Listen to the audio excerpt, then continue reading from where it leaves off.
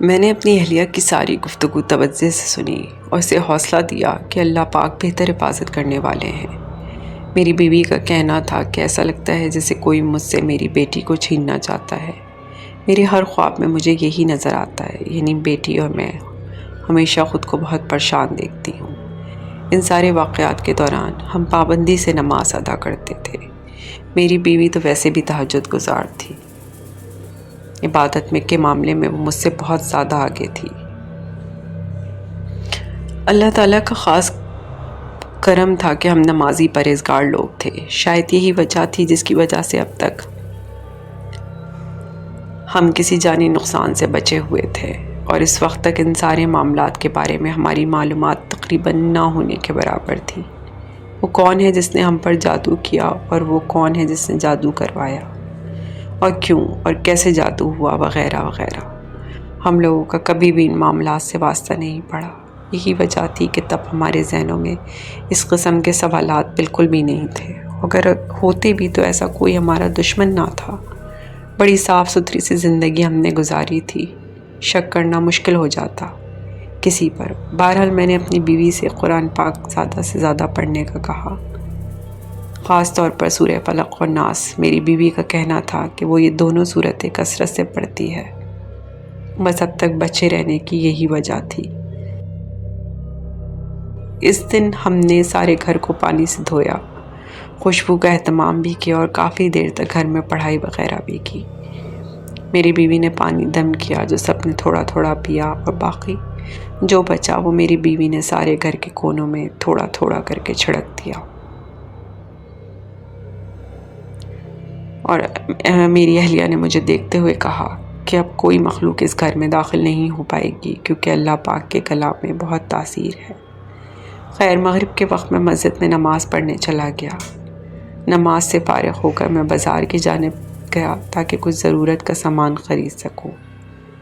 میرا ایک بیٹا میرے ساتھ ہی تھا، اور دوسرا جس کی عمر اس وقت 10 سال تھی وہ گھر پر تھا۔ ہم تقریباً 1 گھنٹے کے بعد واپس گھر آئے تو میری بیوی، جو کہ جائے نماز پر سجدے کی حالت میں تھی، خوب رو رہی تھی۔ میں اپنے کمرے میں جاتے ہوئے اس کی جانب متوجہ ہوا۔ میں سمجھا شاید سجدے کی حالت میں وہ دعا مانگتے ہوئے رو رہی ہے۔ اسی خیال سے میں چند لمحے وہاں رکنے کے بعد اپنے کمرے میں آ گیا۔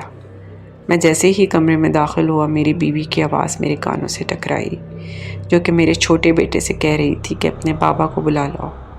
میں یہ آواز سنتے ہی واپس کمرے میں آ گیا جہاں پر میری بیوی موجود تھی۔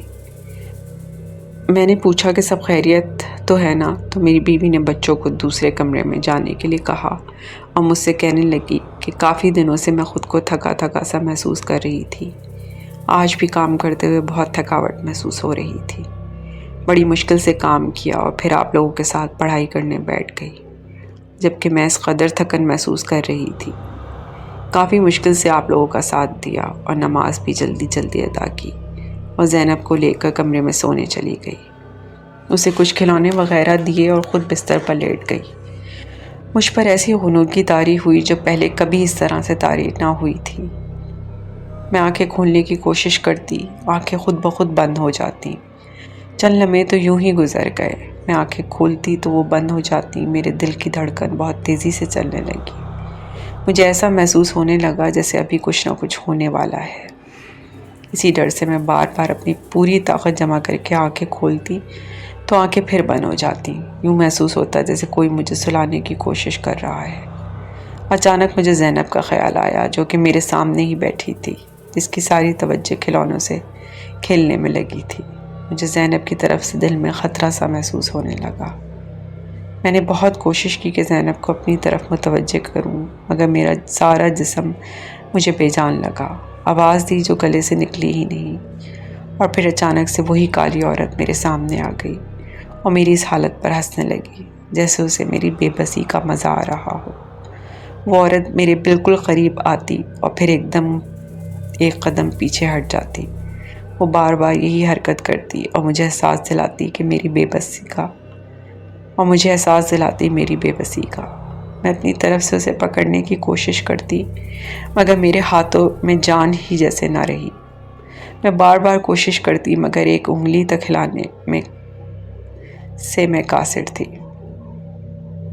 پھر اس عورت نے اپنے سارے بال اپنے چہرے کے آگے کر لیا اور بالوں کو گول گول چکر دینے لگی۔ میں نے ایک بار پھر اس کے بال پکڑنے کی کوشش کی، مگر میں ناکام رہی۔ میری آنکھیں کھلی تھیں اور دوسرے کمرے سے بچوں کے باتوں کی آوازیں بھی صاف صاف کانوں تک آ رہی تھیں۔ میں بس حرکت نہیں کر سکتی تھی، سن اور سمجھ سب رہی تھی۔ پھر وہ عورت زینب کے پاس جا کر کھڑی ہو گئی اور مجھے دیکھ کر مسکراتے ہوئے زینب کی جانب اشارہ کرنے لگی اور ساتھ ساتھ ہنستی جاتی۔ اب مجھے ڈر لگنے لگا کہ کہیں یہ میری بیٹی کو ہی نہ لے جائے۔ اس دوران زینب اپنے کھیل میں ہی مصروف رہی۔ ایک بار بھی زینب نے مجھے نہ دیکھا۔ مجھے جیسے ہی اس بات کا احساس ہوا میں آیت الکرسی پڑھنے لگی۔ تھوڑی سی آیت الکرسی پڑھتی، پھر بھول جاتی، پھر دوبارہ شروع کرتی، پھر بھول جاتی۔ میں نے تقریباً 6 سے 7 دفعہ کوشش کی مگر آیت الکرسی بھول جاتی۔ وہ عورت مسلسل مجھے دیکھ کر ہنستی ہی رہی، جیسے کہہ رہی ہو کہ اور پڑھ کر دیکھو۔ میں آیت الکرسی دوبارہ پڑھنے لگتی۔ وہ عورت ہنستے ہوئے اچانک مجھ پر غرانے لگی، جیسے کوئی کتا غراتا ہے کسی پر حملہ کرنے سے پہلے۔ میں جب بھی آیت الکرسی ادھوری پڑھتی اس عورت کی جانب پھونکنے کی کوشش کرتی، مگر اتنی بھی طاقت نہ تھی۔ وہ شاید اسی بات پر مسکراتی رہی۔ اچانک میرے منہ سے آواز بلند، وہی الفاظ نکلے جو میں بھول جاتی تھی۔ تو وہ عورت میرے دیکھتے ہوئے میری آنکھوں کے سامنے سے اوجھل ہو گئی۔ اس کے جاتے ہی مجھ میں جیسے اتنی طاقت آ گئی کہ میں تیزی سے بستر سے اٹھ کر زینب کے پاس آ گئی۔ یہ ساری باتیں بتاتے ہوئے میری بیوی روتی رہی اور مجھے یقین نہیں ہو رہا تھا اس بات کا کہ یہ کیسے ہو گیا۔ ایک نیا حملہ تھا۔ آج ہی تو گھر کو اچھی طرح سے دھو کر ہم نے قرآن خوانی بھی کی تھی اور پھر میری بیوی نے سب کو دم شدہ پانی بھی پلایا تھا اور گھر میں اسی پانی کا چھڑکاؤ بھی کیا تھا۔ ہمیں پورا یقین تھا کہ اب کچھ دن کسی قسم کی کوئی گڑبڑ نہیں ہوگی، مگر پھر بھی گڑبڑ ہو گئی۔ ان صاحب کا کہنا تھا کہ وہ رات ہم نے کتنی تکلیف اور اذیت میں گزاری یہ بس ہم جانتے تھے۔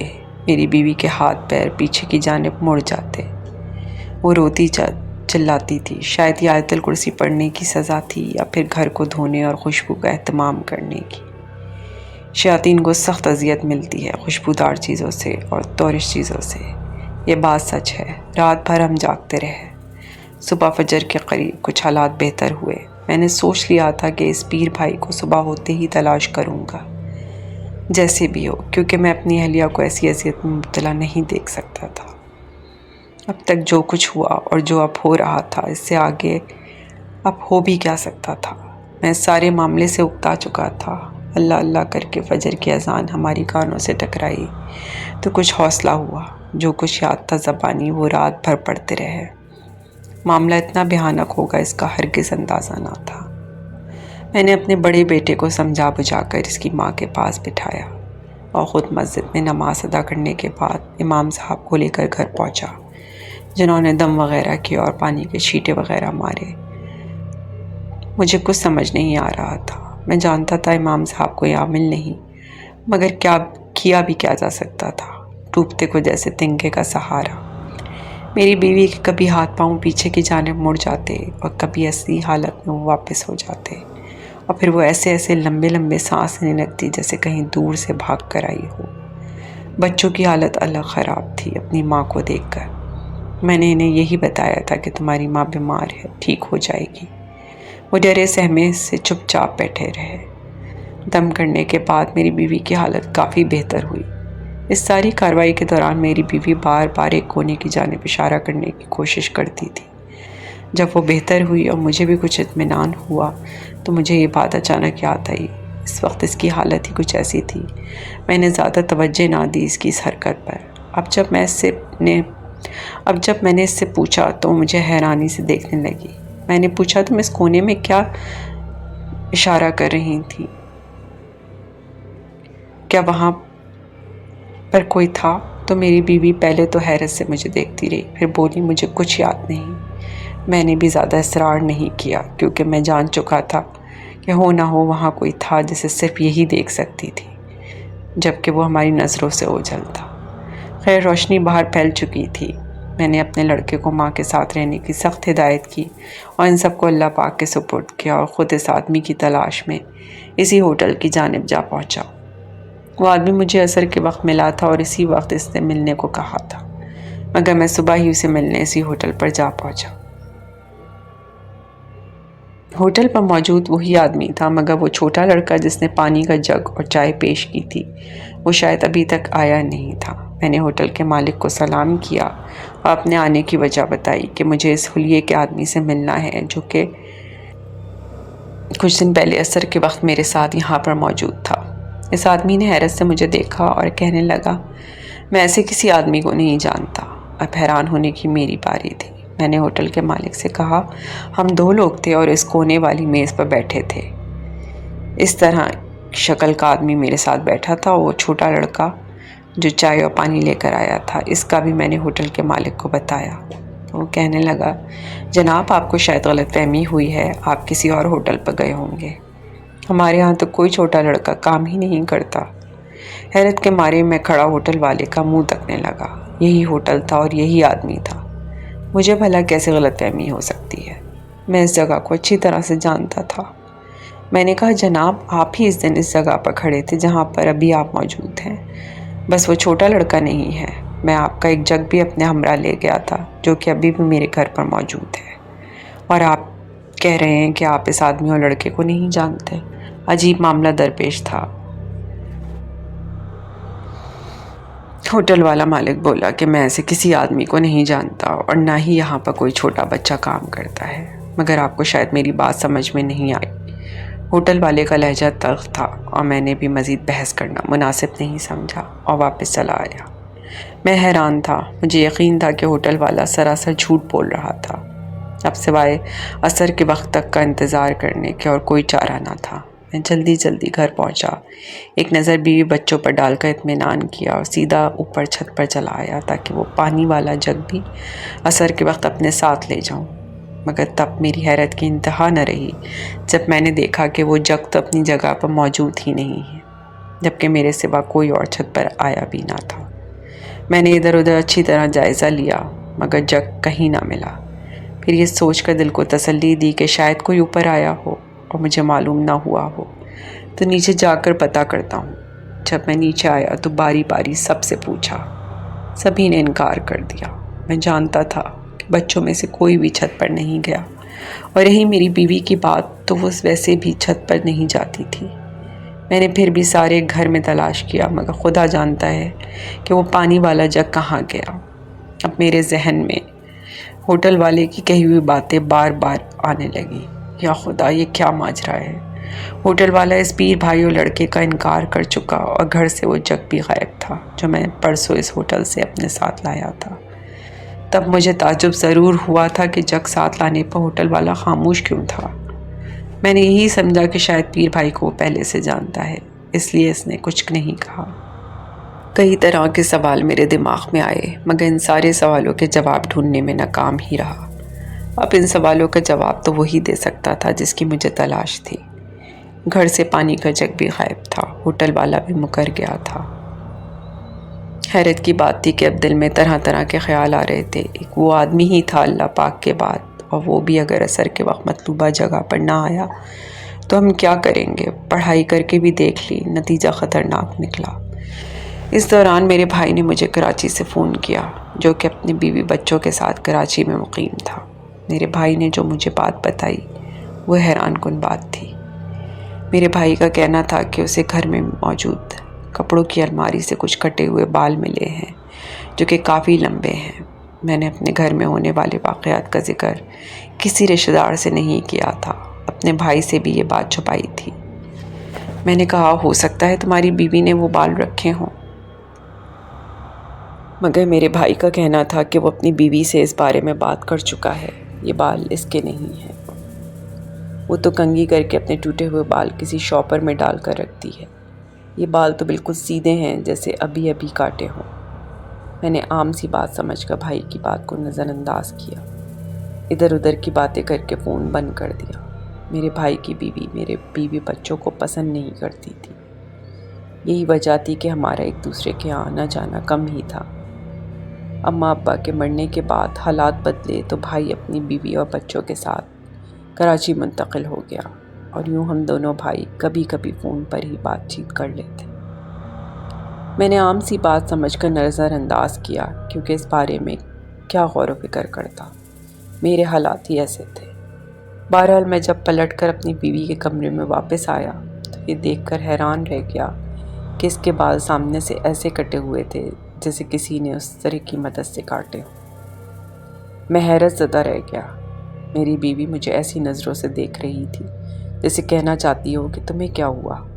میں خاموشی سے چلتا ہوا اس کے پاس جا کر بیٹھ گیا، مگر اس کی نظروں میں اب بھی وہی سوال تھا۔ میں نے اس کی توجہ ہٹانے کے لیے کہا کہ اب تمہاری طبیعت کیسی ہے؟ تو کہنے لگی ایسا لگتا ہے جیسے میرے سر کو کسی نے زور سے دبا رکھا ہو، یا پھر یوں جیسے کہیں من کا بوجھ سر پر موجود ہو۔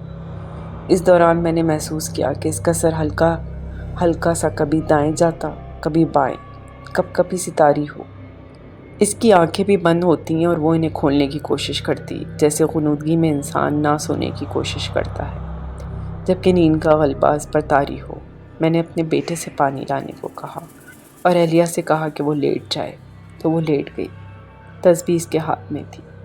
میں جلدی سے اپنے بیٹے کے پیچھے گیا اور اسے کہا کہ اس کی ماں کے سر کے بال سامنے سے کٹے ہیں اور یہ بات وہ اپنی ماں سے نہ کرے۔ میں واپس آیا تب میرے دماغ میں یہ بات نہیں آئی کہ بال یہاں کٹے ہیں اور برآمد میرے بھائی کے گھر میں موجود کپڑوں کی الماری سے ہوئے۔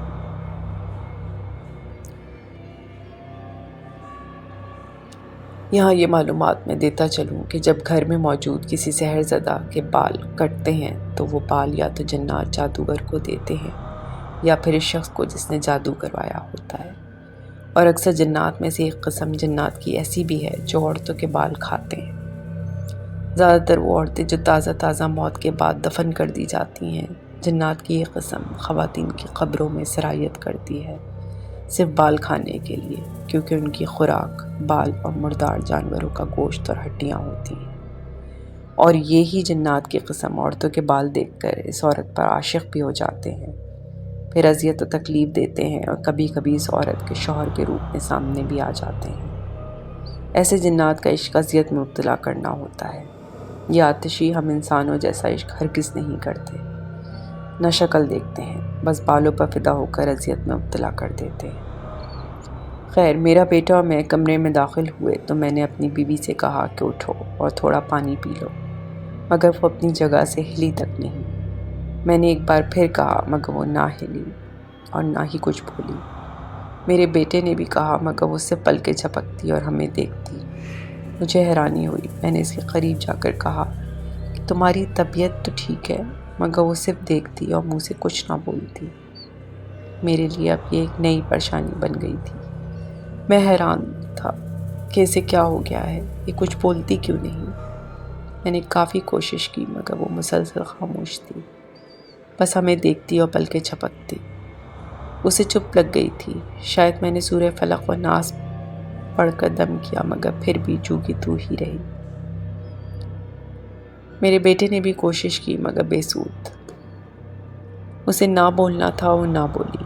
میں پریشانی کے عالم میں تھا۔ اسی دوران ظہر کی اذان ہوئی اور میں نے وضو کر کے نماز پڑھی اور دعا مانگی۔ وہ وقت و حالات جیسے میں نے گزارے یہ بات میرے بس کی نہیں تھی، مگر اس کا بھی وعدہ ہے کہ وہ اتنا ہی بوجھ انسان پر ڈالتا ہے جتنی انسان میں برداشت کرنے کی قوت ہو۔ اس پانی سے میرا کام تو ہو چکا تھا مگر میری بیوی پکڑ میں تھی۔ وہ ہمیں گھورتی اور خاموش رہتی۔ بچے بھی ماں کو دیکھ کر روتے رہے اور وہ بس دیکھتی جیسے کوئی پاگل ہو، جیسے دنیا جہاں کی خبر نہ ہو، نہ کسی کی پرواہ اور نہ اپنی ذات کی فکر۔ ہنستا بستا میرا گھر تھا۔ بچوں کی آوازیں اب کہیں گم ہو کر رہ گئی تھیں۔ میں نے دعا مانگتے ہوئے اپنے دل کا سارا بوجھ اتار پھینکا تھا۔ ایک غبار تھا اندر جو باہر نکل گیا۔ میں نے بچوں کو کچھ کھانے کو دیا جو تھا گھر میں۔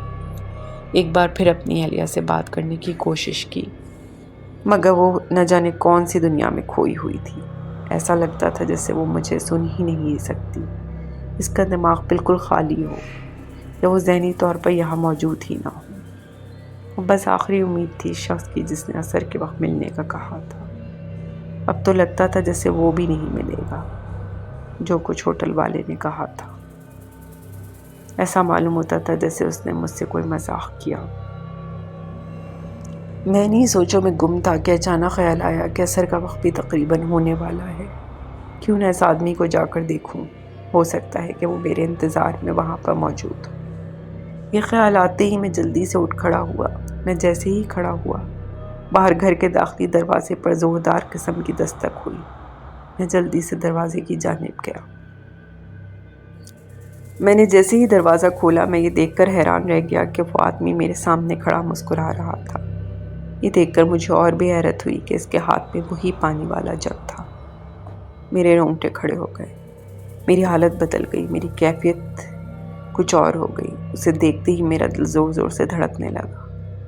میرا دل چاہا میں زمین پر بیٹھ کر دل کھول کر رو دوں۔ میری سانسیں تیزی سے چلنے لگی۔ میں نے سارا دروازہ کھول دیا۔ وہ آدمی مجھے مسلسل دیکھ رہا تھا۔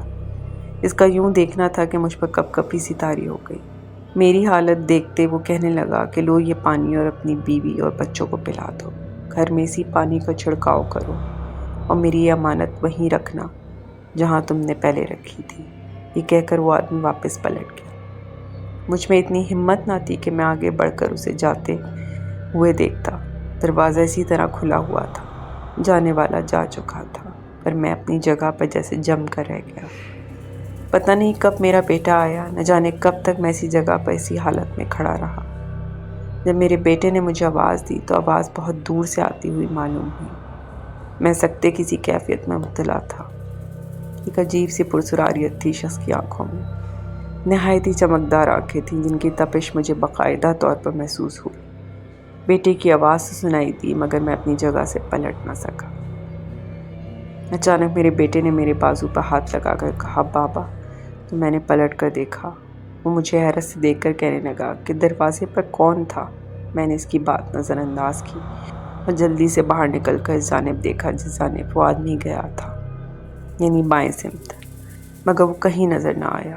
اکا دکا لوگ تھے اس جانب۔ میرے دل میں کئی خیالوں نے بسیرا کر رکھا تھا۔ جلدی سے دروازہ بند کیا اور پانی لے کر اندر آ گیا، مگر میرا دماغ بالکل الجھا ہوا تھا۔ اس وقت صرف اور صرف اس شخص کے متعلق سوچ رہا تھا۔ اسے میرے گھر کا کیسے پتہ چلا اور میری حالت اسے دیکھتے ہی غیر کیوں ہوئی؟ اس کے جانے کے بعد میں نے اسے جاتے ہوئے کیوں نہ دیکھا؟ میں تو اپنی جگہ جم کر رہ گیا تھا۔ کوئی سوچ میرے دماغ میں نہ تھی۔ ایک سکتے کی اور خوف کی ملی جلی سی کیفیت تھی جو مجھ پر طاری تھی۔ یہی باتیں میرے دماغ میں چل رہی تھیں۔ میں نے پانی اپنی بیوی کے منہ میں چمچ کی مدد سے ڈالا اور اس کے چہرے پر چھینٹے بھی مارے اور بچوں کو بھی پانی پلایا۔ چھڑکاؤ کرنے کے بعد خالی جگ اوپر چھت پر وہیں رکھ دیا جہاں رکھنے کی تاکید ہوئی تھی اور میں نیچے اتر آیا۔ نیچے اترتے ہی مجھے میری بیوی کے رونے کی آواز آئی تو میں دیکھ کر حیران رہ گیا۔ وہ زینب کو اپنے ساتھ چپکائے رو رہی تھی۔ باقی بچے بھی ماں کو اس حالت میں دیکھ کر رونے لگے۔ میں نے پوچھا، تم ٹھیک ہو؟ تو اس نے سر ہلا کر جواب دیا۔ اس وقت میرے دل میں ایک طوفان سا بھر آیا۔ واہ قدرت، تیرے کام نرالے ہیں۔ میری بیوی کافی دیر تک اسی طرح روتی رہی۔ میں نے بس اتنا کہا کہ میں عصر کی نماز پڑھنے لگا ہوں۔ میری حالت اس وقت ایسی تھی کہ میں بیان نہیں کر سکتا۔ قدرت کے اس کارخانے میں حیرت کے سوا کچھ بھی نہیں۔ نہ جانے اس نے اپنے کیسے کیسے بندے ان کاموں پر معمور کر رکھے ہیں جن کا کام ہی انسانیت کی مدد ہے، جو چہرہ چھپا کر سامنے نہ آ کر اپنے کام سر انجام دے رہے ہیں۔ میری بیوی بالکل ٹھیک ہو چکی تھی۔ ایسے لگتا تھا جیسے یہ وہ ہے ہی نہیں، اسے کچھ ہوا ہی نہ تھا۔ وہ سب خواب سا لگنے لگا۔ چند دنوں کے بعد مجھے خبر ملی کہ میری بھابھی کو شدید قسم کا فالج کا دورہ پڑا ہے اور وہ ہسپتال میں داخل ہے۔ اس دوران میری بیوی کو خواب میں کوئی بزرگ نظر آئے اور میری بیوی مجھے کہتی ہے کہ وہی بزرگ ہیں جن کو میں پہلے خواب میں دیکھ چکی ہوں، جو مجھے کتوں سے بچاتے ہیں اور کتے انہیں دیکھ کر غراتے ہوئے واپس بھاگ جاتے ہیں۔ میری بیوی نے کئی بار وہ خواب دیکھا کہ وہ بزرگ ایک مزار کے پاس کھڑے ہوتے ہیں اور پھر کافی عرصے کے بعد ہم حضرت بابا فرید الدین مسعود گنج شکر کے مزار پر حاضری کے لیے گئے، کیونکہ میری بیوی روحانی طور پر حضرت بابا فرید الدین سے عقیدت رکھتی تھی۔ یہی وجہ تھی کہ ہم یہاں چلے آئے۔ مزار شریف کو دیکھتے ہی میری بیوی نے مجھے کہا کہ یہ وہی مزار ہے جہاں وہ بزرگ کھڑے خواب میں نظر آتے تھے۔ تو میں یہ بات سن کر حیران رہ گیا، کیونکہ اس سے پہلے نہ تو میری بیوی کبھی اس مزار پر آئی تھی اور نہ میں، اور اسی مزار پر ان صاحب کی ملاقات حافظ ذاکر صاحب سے ہوئی تھی، کیونکہ وہ اسی سلسلہ چشتی سے وابستہ تھے اور میری جان پہچان حافظ صاحب سے بچپن سے تھی۔ جب نوے کی دہائی میں ہم گاؤں کے مدرسے میں سپارہ پڑھنے جایا کرتے تھے اور حافظ ذاکر صاحب وہاں پر طالب علم تھے، جو قرآن مجید حفظ کرنے کے بعد اپنے آبائی شہر واپس لوٹ گئے اور اپنی زندگی عملیات سیکھتے ہوئے گزار دی۔ ان صاحب کو حافظ ذاکر صاحب سے بہت عقیدت تھی۔ یہ ساری کہانی ہمیں حافظ صاحب نے سنائی تھی، جن کا کہنا تھا کہ وہ پرسرار آدمی جنات میں سے تھا، جس سے میرے پیر و مرشد بابا جی سے نہایت ہی عقیدت تھی۔ وہ ہمارا پیر بھائی تھا۔ اگر آپ کو یہ سٹوری پسند آئی ہے تو پلیز لائک، سبسکرائب اور شیئر ضرور کریں، اور مجھے کمنٹس میں بتائیں کہ آپ کو اس سٹوری میں کیا اچھا لگا اور کیا نہیں۔ آپ کی سپورٹ کا بہت بہت شکریہ۔